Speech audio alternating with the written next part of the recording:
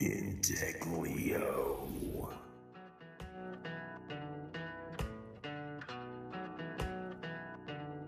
Motivate, focus, achieve, inspire.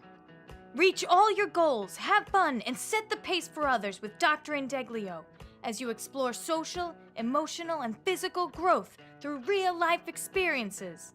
The journey of 1,000 miles begins where you stand. They don't know about us. It's 1 week. They don't know. This is 1 week. They don't know. The doctor is in. Welcome to the Indeglio podcast.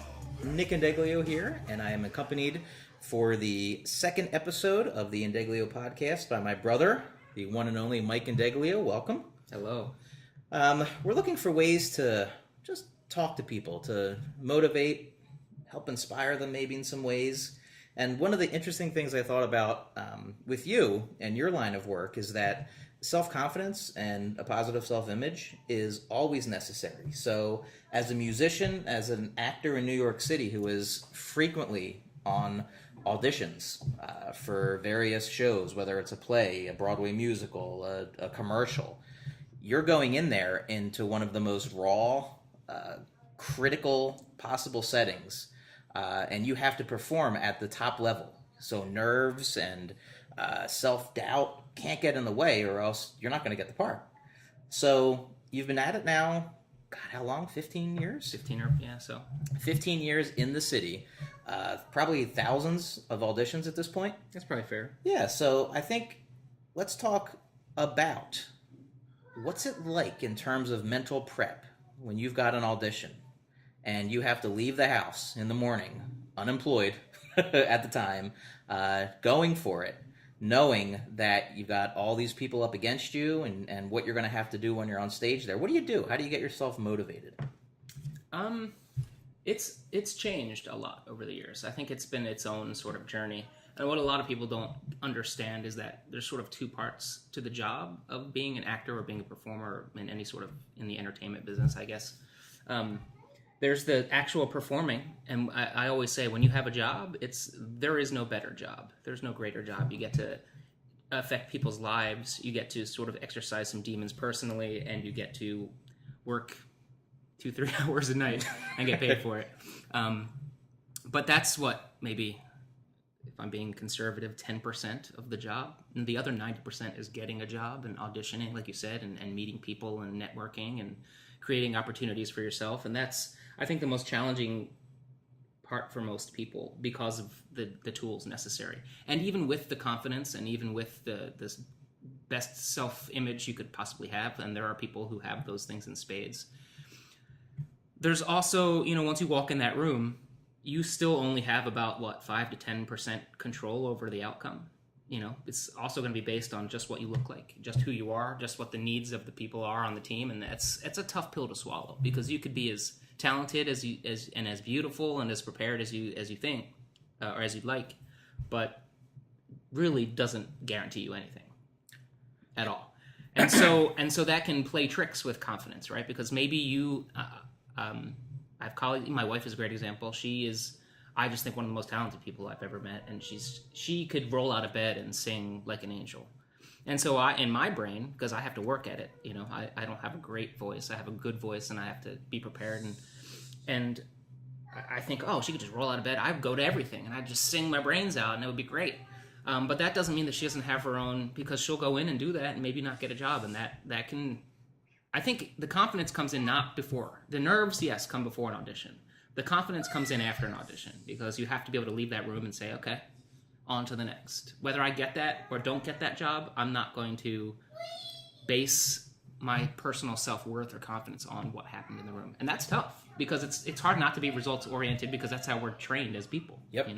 So this is the question with that, because you brought up an interesting point and said that you're only in control of about 5 to 10% of it, let's say. Mm-hmm. All right. And we know, we've talked many times about life being about learning to give up control, to let go, to not squeeze as hard because you can only control so much. Mm-hmm. However, you made the point that when you go into an audition or come out of an audition, you realize that a lot of it is based on how tall you are, the person you're playing against, what do they look like? Are you the right fit physically? Are you what they're looking for? Are they even looking for anything? Sometimes they're just required auditions. They're not even looking for... So you can't even have a shot at the part. Right. But here's the thing. Where do you find value? Because if you don't get the part, you can tell yourself, yeah, I wasn't what they were looking for. You know, maybe I had a good audition, maybe I didn't. But what if you do get the part? How do you feel self-worth and accomplishment from that if maybe it's just because they liked your glasses, they liked your hair? Do you know what I mean? Like, how do you know? So that's an amazing question, and I have an interesting viewpoint because in the beginning of a career, I think the value came from getting that job. I think it was initially it became I came to New York and I'm doing it. I showed up this morning and I came to an audition. That's huge. That's like going from playing t-ball to going to the major leagues. That's just that. Knowing that you took that step and you stepped outside of your comfort zone and you went against probably a lot of loving people giving you good advice to do something else. So that was the worth, and then eventually, personal doubt creeps in and you're like, I've been out this for XYZ years and I haven't achieved XYZ goals, because obviously you set goals, people Sure. set goals. And when you're first entering into a business that doesn't have a lot of linear progression, you find out quickly that your goals maybe are a reach or are not as easily achievable as you thought. And so then for me, the value came with getting the job and saying, okay, well, I got XYZ job, be it a Broadway show or a regional, $400 a week, something, whatever. I'm doing what I said I was going to do. And then once I've done enough shows and met enough other amazing actors and other people working, I realized my self-worth comes from being part of a community. Is that we're all...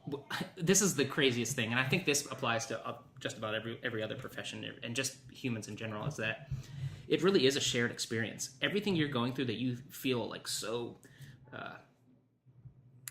mired down in, that, oh, nobody understands, and I'm going through this terrible traumatic thing, or I can't get this job, and I can't see success and whatnot.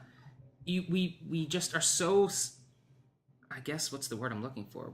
We're so self-consumed. We think we're the only person going through it. No one can understand. And I start to realize everyone is having these experiences. Everyone's at one time or another has felt this or whatnot. I just did a job this past summer, and I had a great roommate, Kenny, and we talked about this every night. How, you could be doing a crummy little show in the middle of nowhere with amazing Broadway actors. Everybody is riding the same train and having ups and downs and peaks and valleys. And so for me, regardless if I'm in a successful period or I'm in a valley, I just remember that everybody else in this community is going through the same stuff. And it doesn't matter who you're starstruck by or who your idols are. You could find yourself next week in a reading with them, and they're just a dude like you. They're just going home wanting to play PlayStation. They don't want to go to that audition either. So you bring up the topic of the interconnectivity. We've talked a million times in the spiritual context, or the life philosophy context.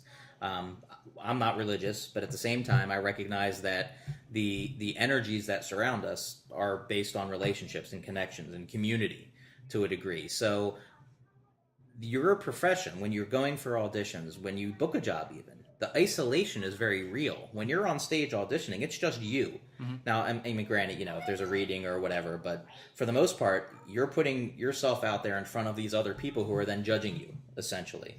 So when you're in the moment, when you're on stage, and we're assuming you've done your preparation, you're ready to go. How do you turn it on or turn it off? Whether it's turn on the this is me, and I'm going to give you an authentic audition, or how do you turn off the self-doubt as you step onto the stage to do that?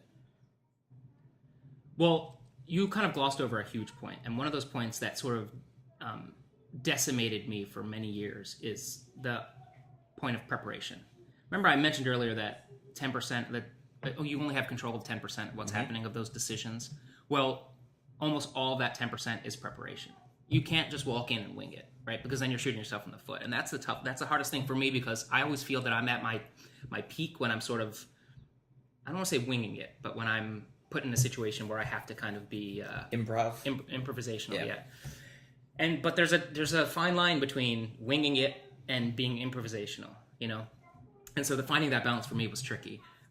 Nerves have never left me. That's nothing I've never been able to get rid of them.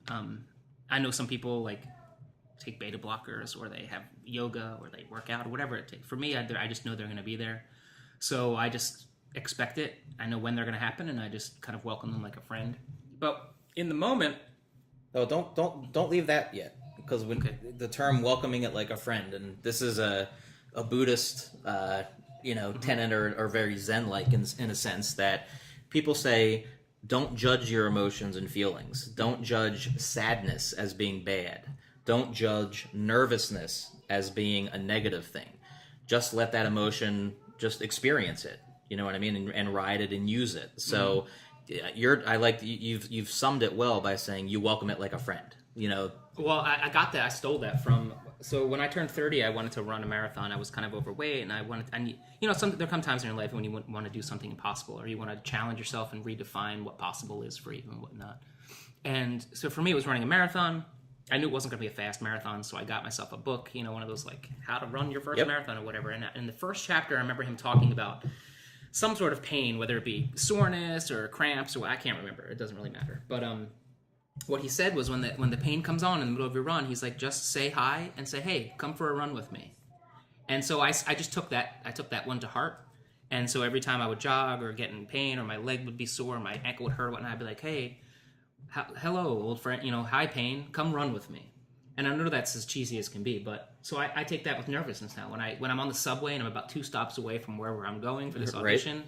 I know it's going to come. I know where it's going to come. I know the feeling. And so when it comes, I embrace it. And I'm just like, okay, so now here it is. Let me breathe through it. I know how I'm going to feel on the elevator. I know that I know this song. I'm prepared. I just have to go in and do it. And so for me, then when I get in the room, I always find that I use humor to sort of disarm folks. And okay. I try to make a connection with at least somebody in the room. Get someone to look at me and tell a joke, whether it be a good one or a bad one. Somehow get some sort of interaction, and that's as soon as I can get a laugh or a smile or something, I can then be myself. And I keep, this is another kind of, what do they say? Affirmation. Yeah, that's the word I'm looking for. And it doesn't always work, but I try to say because the biggest challenge for me, the nerves come from once I get there, I start doing that comparison thing that you do. Like, hey, well, I'm sure that there's going to be a taller guy who comes in here. Or there's going to be a more handsome guy who comes in here. Or is there going to be a guy here who has more abs than me? Whether it's important or not, that's what I put into the physical. Or a great voice or whatnot. And so the 2 tricks for me is knowing the nervousness is coming, try to disarm them when I get in the room, and then just remembering that regardless if they see 12,000 people that day for a part, they're only going to see one me. Right? So I have to give them that opportunity. Someone also said that, you're not going in the room to get a job. You're going in to help the casting people do their job. Show them an option. They might want the option or not, but you're helping them. So, maybe you didn't get on Broadway. Maybe you were never in Phantom of the Opera. But you helped someone else get that job by showing them different colors and letting them decide what they were looking for. I think that's a very happy prism to put it through, but, whatever helps. It's interesting, though, because, we've both talked before about the notion of service, and that it does feel good when you're able to help other people. Mm-hmm. So maybe putting it in the lens of, this isn't the selfish me trying to get a job. This is me contributing something to a process, whether I get the job or I don't. Ultimately, that's still a part of it. Yeah. But maybe if you can, shift the lens a little bit to think of it that way, it might even have, positive energy effects on the people you're auditioning for and whatnot. That's the so switch gears to a more specific example, and let's talk about one where you were up to the plate multiple times, felt like you did really well, and it just didn't materialize for whatever reason. So let's go to the example of Jersey Boys, which was a dream part you had worked for a lot. You were up multiple times for the Frankie Valli track, and getting into that. What was it called? Frankie Valli School, even? The special... Well, they have a camp, actually, for some guys. And I was able to actually bypass right past that. I think I had the exact physical type they were looking for. I have the vocal things they're looking for. And so, like you said, I think it was over a span of maybe 4 or 5 years, I kept going in consistently. And it never materialized for whatever reason. I really beat myself up about it quite a bit. But I've come to peace with it, because at the end of the day, it's very possible to sort of become one single-minded about something. So I started to believe that like I wasn't a performer, I wasn't an actor, I wasn't a singer, I was a person auditioning for this one show. Like that was my one chance. And so that's a really limiting perspective. If you're saying, you know, if I don't win the marathon, then if I don't win the Philadelphia Marathon, then I'm not a runner, I guess. Right. I don't know. This is a terrible analogy. I'm spinning, but There's only one winner. Everyone else is a loser. But there's 500 marathons a year. So maybe maybe that's not the marathon, or maybe that's kind of the way I've looked at it. I had to kind of close the door for myself, because at some points, if someone's not able to effectively communicate, we love you, it's just something's missing, but they can't communicate what it is that's missing, and you can't figure it out, then maybe there's just a piece missing. It's a tough pill to swallow. Yeah. But I guess there's two roads. You could just get really determined and find what that piece is and keep giving them different looks until it comes, or you could go just look for something else. And so that's kind of where I kind of went. I quit entirely for a while, about 3 years. It made me quit because I was like, well, if I can't do this, I can't do it. And that's a really shortchanging. I realized that was really shortchanging myself, because over those 3 years I was thinking, well, what's missing? And I wish I could define for you what it was that was missing, but I just realized I was not being truthful to what I do. And that's a journey. I don't want to sit on the therapist couch right now, but it's a journey that is to this day. I think performers, especially artists, I should say, have a challenge with this a lot, because we struggle to define ourselves, and often people tell you if you can do anything else, you should just do that. And I don't know. I feel like I want to be truthful to myself, and I want to be doing the things that I do, but sometimes it's hard to define those things. And maybe that's step one. Maybe it's sit down and define what are the things you do that you feel you can offer.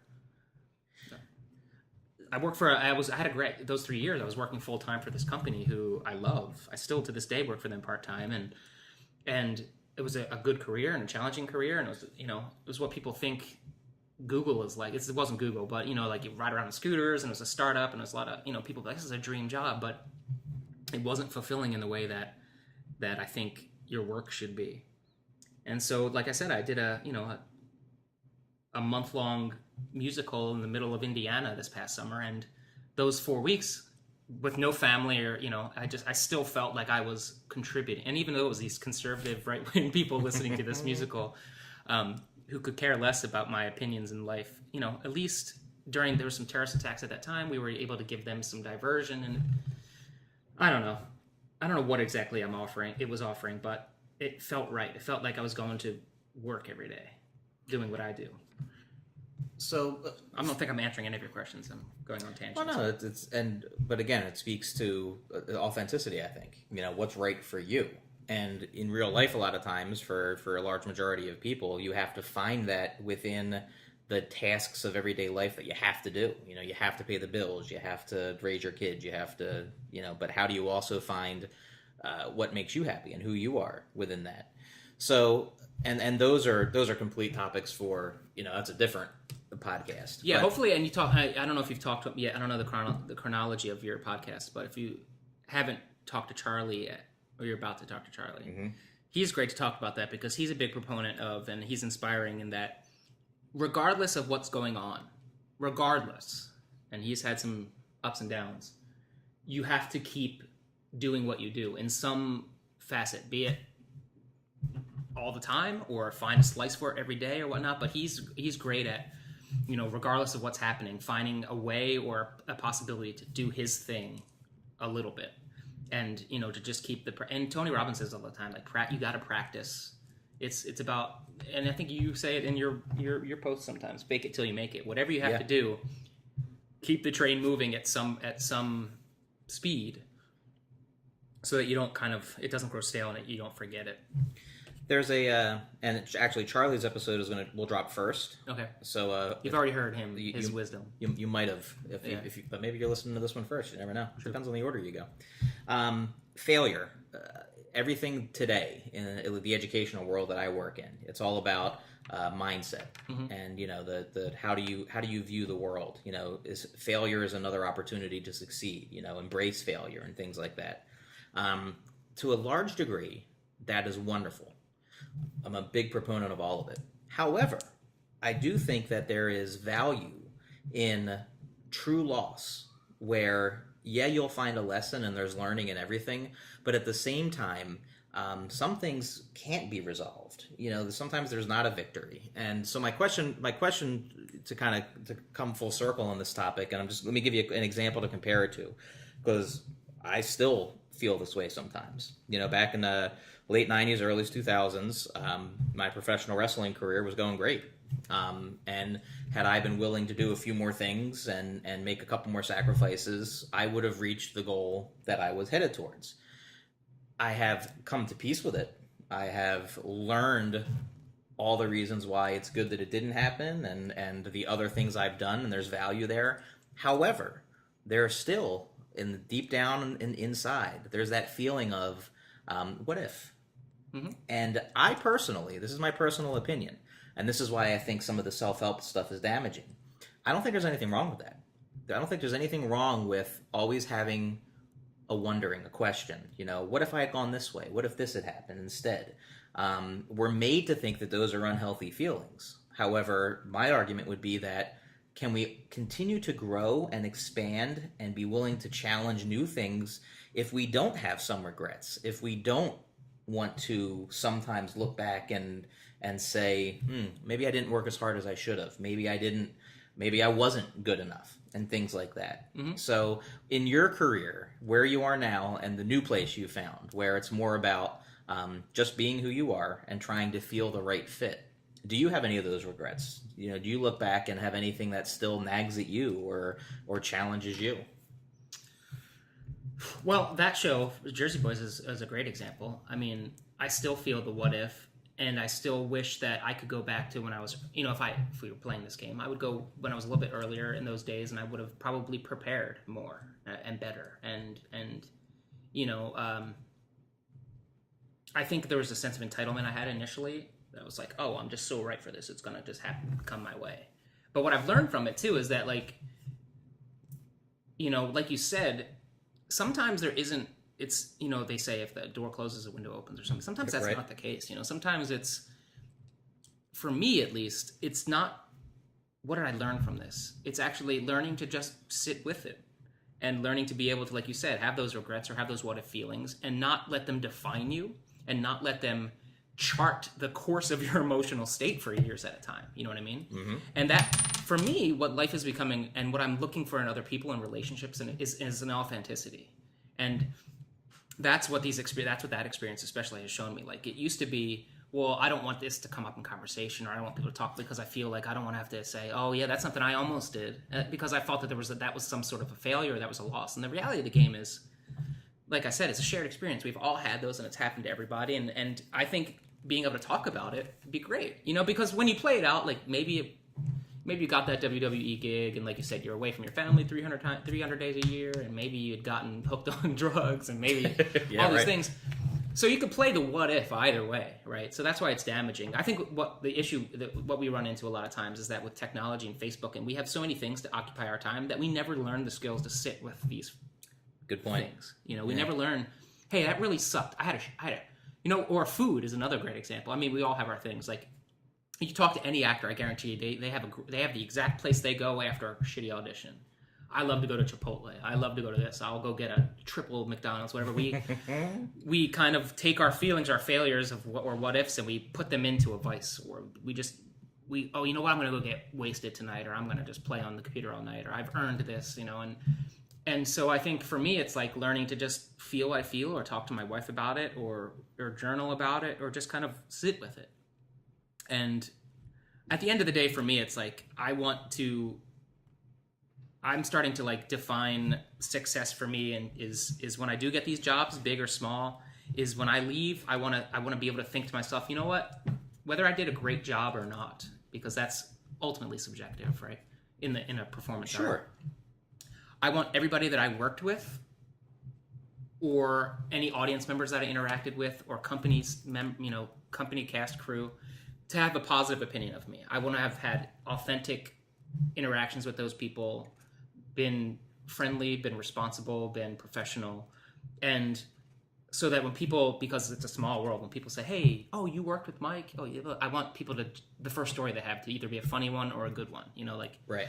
I don't want anybody to go, "He was an asshole, he was a bastard," And so that's where I put my friend Kenny. Once again, I'll bring him up again. He inspires me in the fact that he really looks at it as a job, and not like a slaving away at the office job, but a job in which we have a vital role to fill, and your castmates and your company mates are colleagues at this job, and you have to act professionally. And I just think it's a great mindset, and it's one I'm trying to adopt.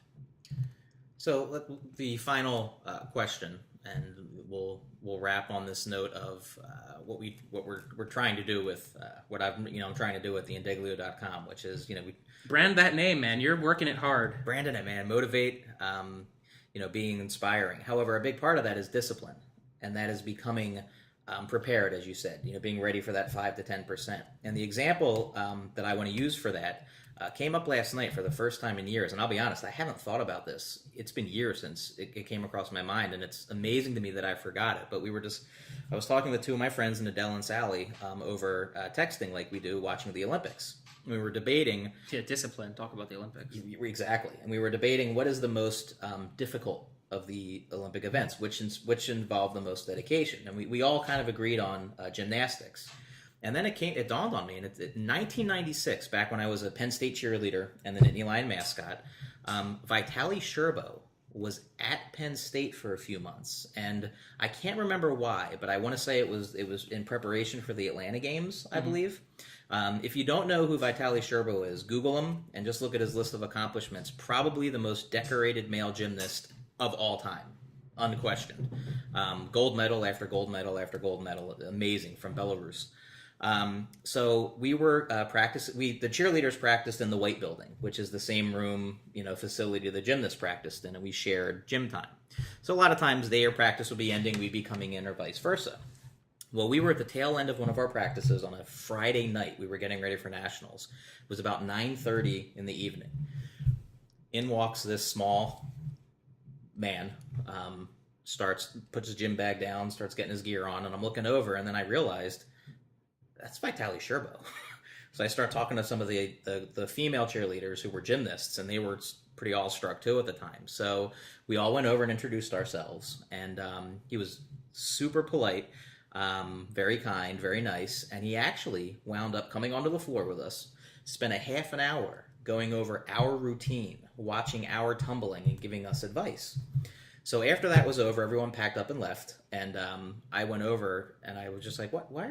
It's 10 o'clock at night. Why are you here?" And he just said, "I have to practice. I'm here to practice." And I was like, do you mind if I just kind of watch? Is it private? Is it personal? He's like, "No, that's totally fine." 10 o'clock, Friday night. I only stayed for an hour. I watched him in an empty gym by himself go through some of the most rigorous apparatus work I had ever seen. Here is a guy right now. I mean, this man has won Olympic gold medals and world championships out the wazoo, who at 10 o'clock on a Friday night at the tail end of his career, he was old at this point, for a gymnast, putting in that kind of work. No one watching, there's no cameras, no nothing. And as I left, I thought, that is the definition of discipline. He is a world effing champion because of what he is doing right now. There is no... It was as though there was never a doubt in his mind. This is what I do, and this is just when I'm doing it. Yeah, often during the Olympics, they talk a lot about people's genetics. Michael Phelps, he's a genetic freak. Yeah. And absolutely... Yeah, it plays in. True, yeah. But you don't become an Olympian because you got great genes. I mean, it is underestimated the amount of work these people put in. And what I love to watch about the Olympics, especially, and this is actually a good point about gymnastics. Now, this is not, I'm not painting with a broad brush Sure. here. But a lot of times why I don't like gymnastics is because, well, number one, nerves make me, high competition, the nerve factor. I don't know, I'm a very empathetic soul, so, I can feel people's nerves. Right. And it's just not entertaining. It's not fun to be that nervous. But gymnastics, a lot of times, you sense a lot of nervousness and then a lot of relief and dread and relief. And because these people have been, like, basically put through, like, slave labor training their whole lives to get to that point. And so that's not always, for me, very fun. But these games especially in the swimming, there's a sense of joy that, and in the volleyball, and I think it's because a lot of these really young and then on the flip side, a lot of veterans are really appreciating and enjoying the moment and the opportunity. Mm-hmm. And that joy is infectious, and that is fun to watch. So it's fun to watch the discipline come to a head with the joy and the relief and people appreciating the moment. That's, for me, the more fun. And do you think? And I would say that it's the perfect illustration of it's not just physical discipline; it's the mental discipline to be dialed in. It's that focus, and like I said, I saw that in Vitaly Scherbo, but you see it in Michael Phelps in these games. 4 years ago, when his life was spiraling and things weren't going well, and he admittedly didn't train the way he should have, you saw his Olympics and what that looked like. Now he's 4 years older. He's over the age of 30. However, he's completely refocused. Oh, yeah. He's completely rededicated himself. And now you see those things in his face. The joy he has, competing against himself. Mm-hmm. How excited he was for the other competitors and them winning their medals and his relay team. And it's just, I think that's, whether you like him or you don't, whether you know what I mean? Forget all the outside stuff.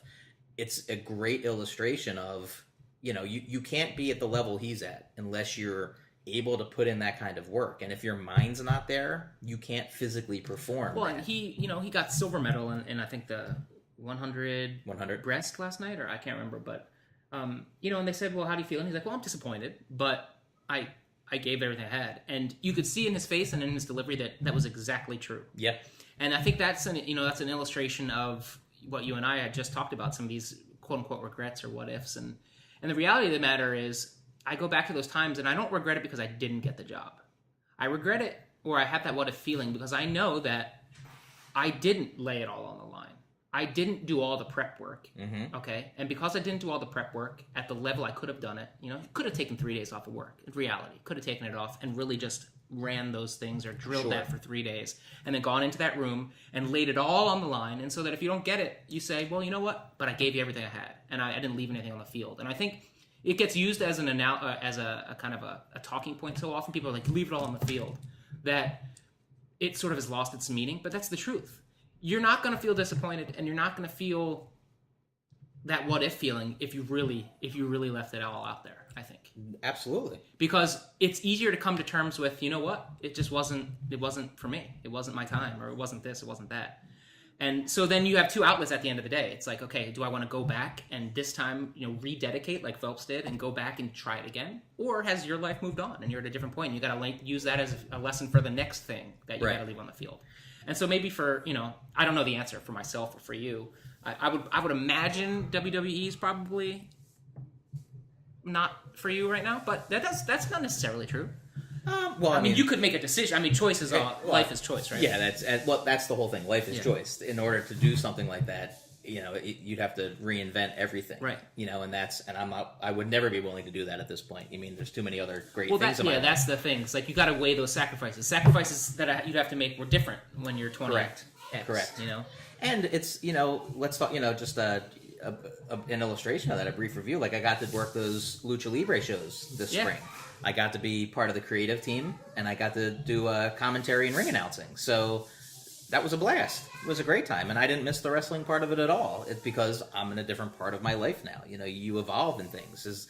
As Stephen King has said in The Dark Tower, the world has moved on. Mm-hmm. And the problem for Roland, I'm not going to give a spoiler, but Roland has been at it for a while, circularly, and hasn't allowed himself to learn about himself. You know what I mean? To really to really be authentic to himself. His single-minded purpose, that discipline he has, is a gift in so many ways, but at the same time, it's his downfall, because he can't expand those horizons in some ways, you know what I mean, and see a different path. It's a fun conversation my wife and I have a lot, because we have a lot of the same challenges here and there. And it comes down to, so what really defines you? Is it the things you do? Is it the skills you have? Or is it an esoteric who you are? I'm starting to lean a lot more towards the latter lately. I guess that's because I've always considered myself sort of a, what do they say, master of few... Jack of all trades, master. Oh boy, I've been dropping things. Because, when you start to look, whenever your current career or whatever, and you start to, isn't going well, or you're not happy, and you start to look elsewhere, and you're like, what else can I do? And then you start listing your things, you're like, I don't know, and what would make me happy? And then you come down to, well, maybe it's just me. Maybe I'm that's what defines me. Ladies and gentlemen, as support. we are ending our inspirational 30-minute podcast, Rita has made her way upstairs. She looks a little better than yesterday, but not much. Your phone is just dead, Rita. There's no charge. Yeah, charge it. What? I charged it all night. It probably wasn't clicked in. You did not. Probably wasn't fully clicked. No, you didn't. It's not. Got one up here, right? Yeah, right there by the toaster. Well, we're going to go to breakfast. I don't know. So get this podcast, brand our name, get this podcast up and running, and then I can do some episodes for you with other people. Ooh, I like it. I like it. Because ultimately, I like to just talk to people and have coffee. Always a good time. All right, thanks very much, Mike, for being here, and we will be back at some point in time. Oh yeah, I hope you have those. I came up with the intro line, the doctor is in, but I don't have an outro line. I guess I'll just roll in Jen's closing. Yeah, or you could steal that Lucy Van Pelt thing, just get an audio clip of her when she's like, that'll be 5 cents, please. Thank you for spending time with us today. Remember, either you run the day or the day runs you. Make a difference!